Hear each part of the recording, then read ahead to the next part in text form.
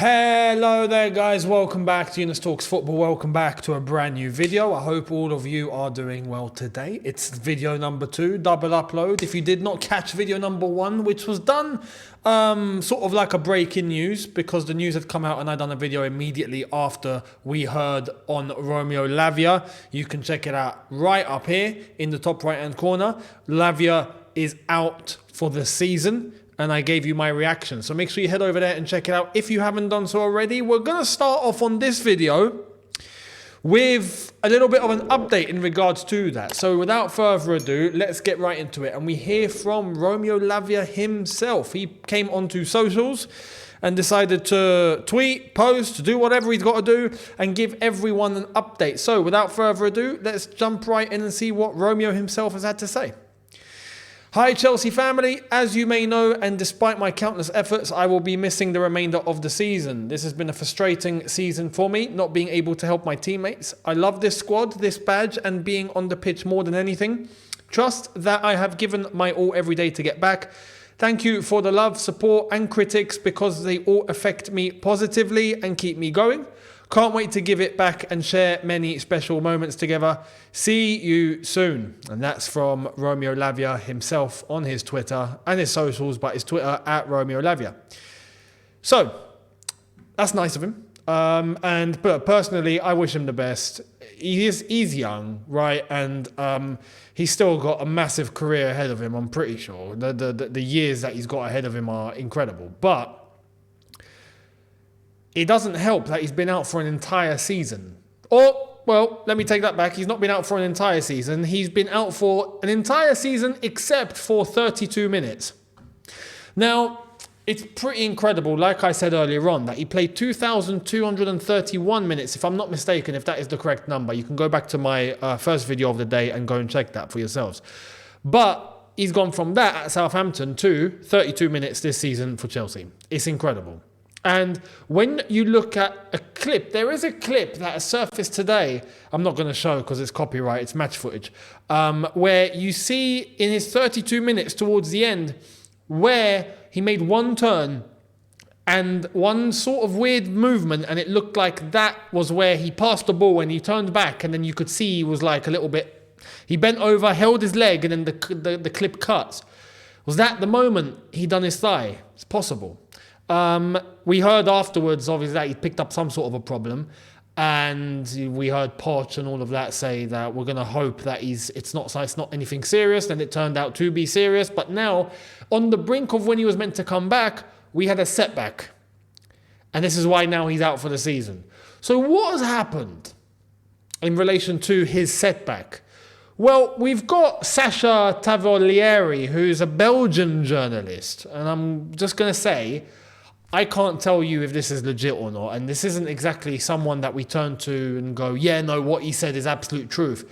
I'm just going to share you what he said. He's got very good Belgian links, but I've also heard from others who are meant to be in the know when it comes to Romeo Lavia that say that this isn't the case in terms of Pochettino. Let's get into it. Here's what Sasha had to say. In December, Romeo Lavia's comeback was being accelerated due to technical staff pressing for his return as they needed a midfielder, but the rehab of the player was not 100% done. There was some steps that needed to be taken, but the technical staff did not listen to medical advice. The player was injured again soon after the match. This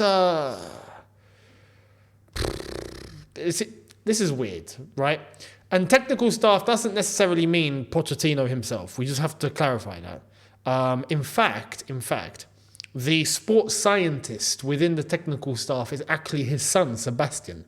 So that's something to bear in mind. But firstly, I find it bizarre if technical staff were to override medical opinion. Right? That's one. Two, I do have to say, we were in need of midfielders, especially in and around that time, because we brought Casadei back from his loan, and you think now, did we have to? He's not even really played. But we did bring him back because apparently we were down on numbers in midfield. So that's another point. It's just bizarre as to what is the true reason here. This is what I alluded to in video number 1. Like, what's going on at Cobham? Something's going on at Cobham, and this is just weird. It's just bizarre. This is just not normal. You know, this amount of setbacks. Now, we genuinely don't know. Is it technical staff overriding medical? Is it medical not knowing what they're doing? I mean, we haven't exactly got a well-established medical team, that's for sure, have we? And we've not exactly replaced the ones that we have chopped and changed, and that's still a work in progress. Hence, a couple of days ago, we heard that Chelsea are looking to hire a brand new head of performance medicine. Are we correct? £250,000 salary for anyone that's interested. Which, by the way, I also have to mention, why is it that we're trying to recruit in the normal traditional sense of send us your CV? Why don't we actually try and just approach the best in the game and try and get them to Chelsea? What are we doing? Why are we putting like an advert, basically stick a job ad out, job centre, let's see who applies. Like, you can go down that sense, but you can go down that route. But I'd like to think a club of Chelsea stature should be able to approach who they know is reputable. Someone that's got a reputation, someone that is established, someone who we know you have a... Because look, we're at a point right now on a medical standpoint where we need assurances. We need the best. We need to know that who's coming in, we don't even need to worry about. So you go and get the best in the game, or you try and approach the best in the game, or the most reputable, or... Yeah, we're sticking ads out, you know. Who's interested? Any scientists out there who want to come and work at Chelsea? I mean, it's a little bit, I don't know. But, yeah, this whole setback, Sasha saying that the technical staff pressed and didn't allow him to recover completely. And this is probably where the setback has come from. I don't know. Let me know your thoughts. Now, we go back to a topic that we discussed yesterday.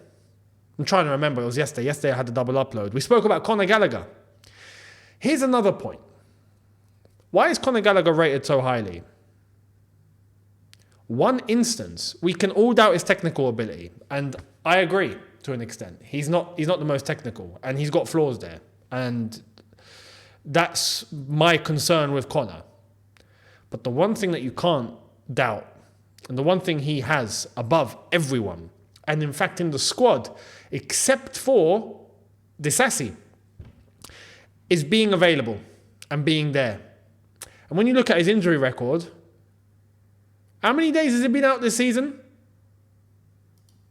4. 4 days, and he was ill. He wasn't even injured. He was ill.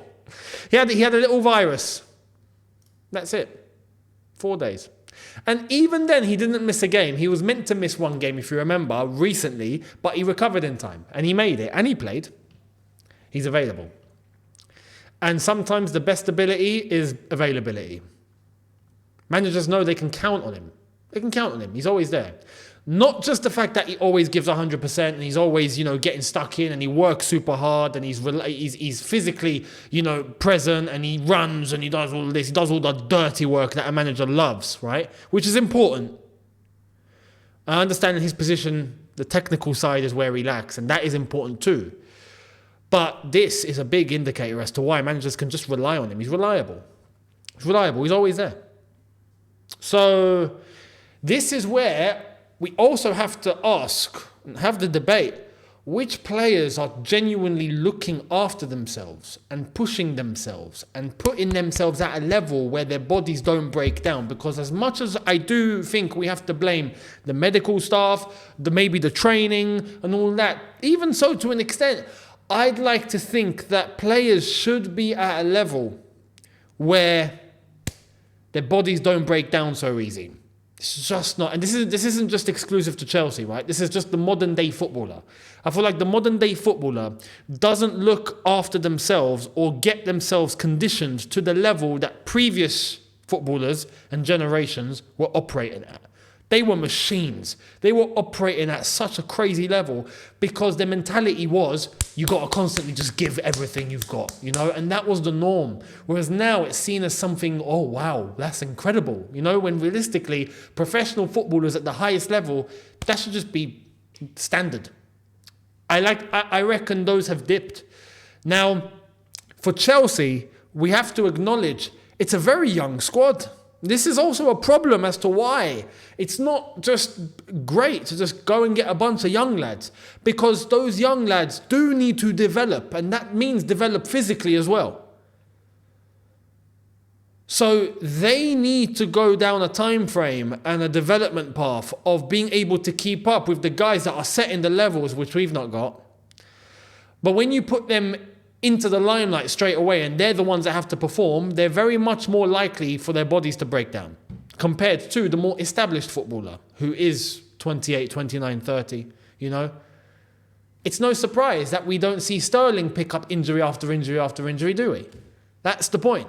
His body's in a condition that I'm sure is actually quite reliable because he's done the mileage and he's done the work. That's something that you've got to bear into consideration, which is also why we see him play frequently. These are things we need to add up. And why I'm screaming that this whole just rely on youth is just, it's suicide. It's suicidal, and it's just not going to help. So one thing to bear in mind. Let me know your thoughts down below. Now, Fabrizio's given us a little bit of a transfer update. Check this out. I see Chelsea busy with centre-backs in the summer. There will be movements in that position, priority to the outgoings, and then Chelsea will consider incomings, but that could be one more position to follow in the summer. There is nothing concrete yet in terms of negotiations, as far as I know. Now, this is important because we can see the faces on screen right now are the ones that are going to be leaving the club. Thiago Silva's going to be leaving for free. Chalobah's going to be leaving for pure profit, and that's going to be more money for Chelsea, and FFP and all of that. So this is where we look and we have to ask the questions, what Chelsea actually going to do? Because if we're looking to get pure profit from a player like Chalobah, I genuinely don't really think we're going to go and get a top-class centre-back. I think that money's going to be stacked away, balance the books, and we're really not going to do much.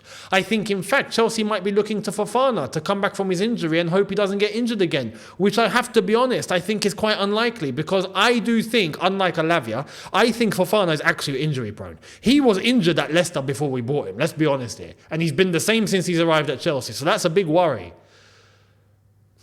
Which might mean that Chelsea do have to act. But if we are going to act and we're going to spend money, it better not be on a child. That's all I'm going to say. So let me know your thoughts on that. And as for Thiago Silva leaving, that's a leader that's going to be leaving the club. One of the only very, very, very, very few that we have. I'd like to think we go out and we get someone of quality, but that remains to be seen. We've been given no sign or indicator. So let's wait and see what happens. Let me know your thoughts on who do you think Chelsea should go and get, in fact. If you think Chelsea should get a centre-back, who do you think? I'm seeing Bastoni put out a lot, and I'd be so up for that. I would be so up for a Bastoni.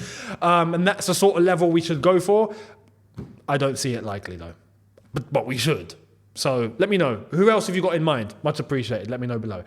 Chelsea's kit for next season, I think has been revealed. This is quite reliable, and I think this is what we're going to have next season. Check this out.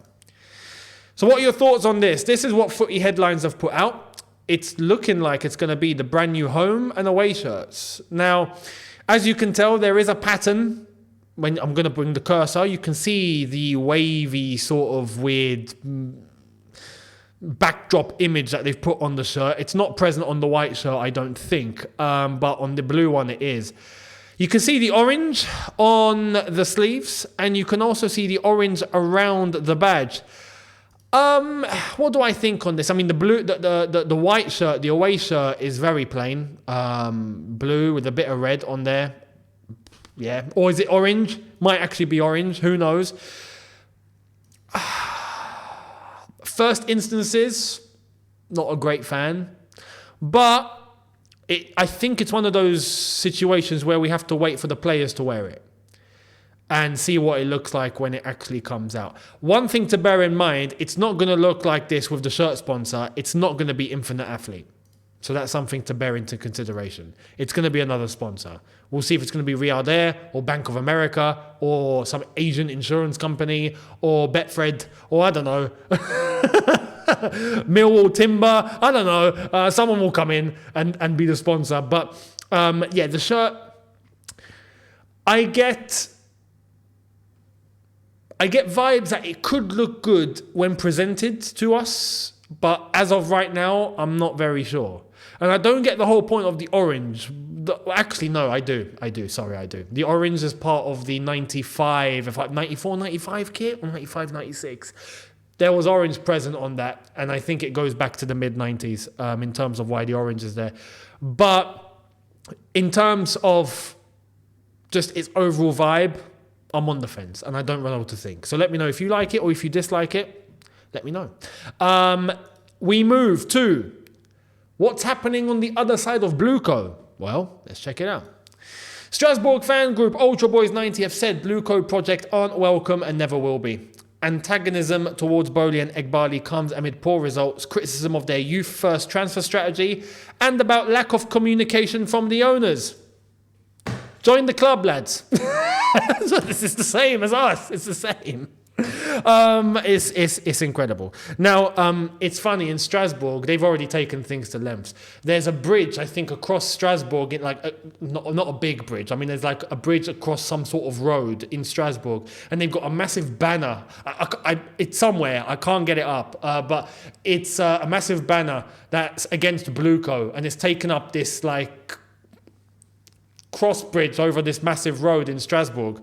They've already taken to lengths over there. And they've got a protest organised for the 31st, which is this weekend. So we'll see what happens. I think it's Sunday, right? 31st is Sunday. We'll see what happens when Strasbourg play, and there's going to be that protest before the game. We'll see how that turnout's going to be. But yeah, they're not happy, and for the very same reasons that we're not happy. So solidarity to Strasbourg, and good luck. That's all I can say. Let me know your thoughts on that down below. And out of Real Madrid, before we end, check this out. Exclusive. Toni Kroos will stay and continue at Real Madrid as new one-year deal until 2025 is set to be agreed. Direct talks between Kroos and Real on contract, and it's now just a formality to sign. Imminent. Super season again for Kroos at Real and also with Germany now. He has been reintroduced into the Germany team by Nagelsmann, it seems. And look, this is why big clubs like Madrid decide to keep these sort of players, because they're necessary. I've said this before, I'm not going to ramble on too much, but this is a great 1 year extension or 1 year deal that's been agreed. And it brings me back to do you remember what we used to do? And we used to be a bit critical of it because we thought sometimes, no, maybe it's too short, it's not fair, it should be more. Do you remember the over 30 policy we had at Chelsea? Anyone over 30 weren't given more than 1 year contract extensions. So every single year they would be able to, when they come to the end of their contract, after they've passed 30 years old, it would be a case of agreeing to a 1 year deal. And no more. And hence why Willian wanted to stay on for 3, but we were like, no, we're going to maybe offer you 2 and break the structure here, but can't offer you more than that. And then he left. Do you remember? That was actually a policy that makes sense. Because the experience of these players, your top players that reach that age and what they can offer, you don't want to hold them onto contracts that are too long because they're of an age and they're coming to the end of their careers. But you still want them to be around and, still be able to let them go when you know the time is right without having to pay so much money out. It made sense. Now we look back and we think, yeah, you know what? That actually made complete sense. And big up to Real Madrid because they're going to keep Toni Kroos. That last bit of experience in that team before Tchouaméni, Camavinga, Valverde, all these guys that are coming through in Real Madrid are going to have 1 more year to fully establish themselves. And then Modric is going to be leaving, I think. Then Toni Kroos next season will probably leave. And this new midfield will be up and running already at Real Madrid. So big clubs will be big clubs. That's how they operate. Let me know your thoughts down below. Much appreciated. And I will see all of you tomorrow for a brand new one. Thank you all so much for watching. Make sure you've subscribed. Hit the notification bell to be notified once I've uploaded. Check out the socials on screen and in the description. Thank you all so much. And I will catch all of you tomorrow. Have a good one, people. See you lot then. Take care and peace.